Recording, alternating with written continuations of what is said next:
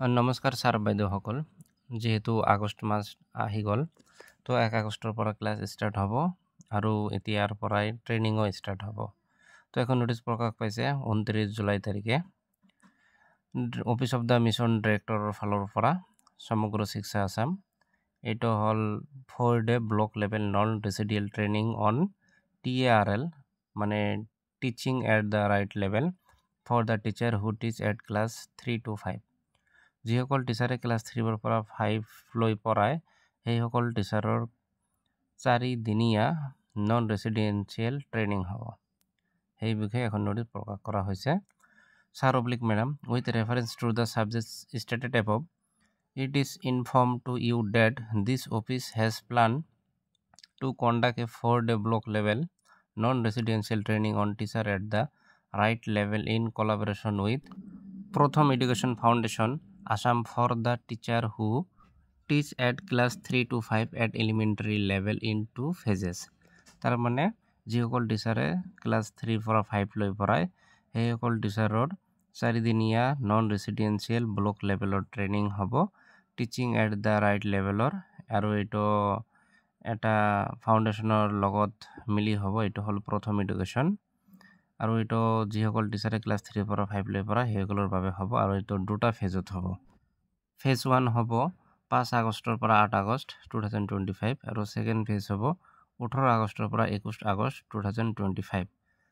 Therefore, you are requested to conduct the said training in 2 phases in your district as per the following guidelines। তো কিছুমান guideline বান্ধি দিছে, সেই guideline হিচাপে district wise এই ডেটৰ ভিতৰত ট্ৰেইনিং ল'বলৈ কোৱা হৈছে, এৰেঞ্জ কৰিবলৈ কোৱা হৈছে। Each district mission coordinator will depute the target resource person and KRPs already oriented at the state mission office and zonal level Annex 01। তাৰ মানে যিসকলে RP আৰু KRP হিচাপে অলৰেডি ট্ৰেইনিং কৰি আহিছে, ডিষ্ট্ৰিক্ট মিছন কোঅৰ্ডিনেটৰ সিহঁতৰ Annex 01ত নামবিলাক দি দিব, কোনদিনা কোন টিচাৰে কোন RP বা KRPয়ে ট্ৰেইনিং ল'ব সেই বিষয়ে নোটিছ বা Annex 01ত দিব কৈছে। 2 নম্বৰত দিয়া আছে criteria for selection of teacher for the training. তো কি ক্ৰাইটেৰিয়াৰ হিচাপত টিচাৰক চিলেকশ্যন কৰিব, ইয়াত বহুতকেইটা পইণ্ট আছে, মেইন পইণ্টকেইটা কৈ দি আছোঁ।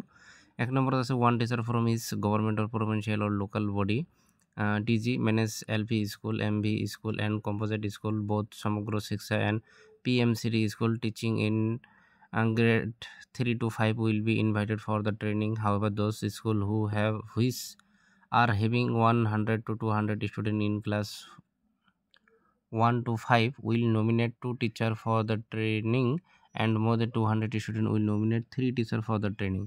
তাৰমানে কোৱা হৈছে যিসকল টিচাৰে ক্লাছ 3 পৰা 5 লৈ পঢ়ায় সিহঁতে ট্ৰেইনিংটো ল'ব, আৰু যিসকল স্কুলত 100 পৰা 200 জন ষ্টুডেণ্ট আছে সিহঁতে অনলি 2টা টিচাৰ পঠাব পাৰিব ট্ৰেইনিঙত, আৰু 200 জনৰ বেছি হ'লে 3জন টিচাৰ পঠাব পাৰিব। 2 নম্বৰতে আছে district wise list of the number of teacher to be deputed in attach here with Annex 01। তো ডিষ্ট্ৰিক্ট ৱাইজ টিচাৰবিলাক দিয়া থাকিব। Teacher will be deputed phase wise for attending the training to এনচিয়ৰ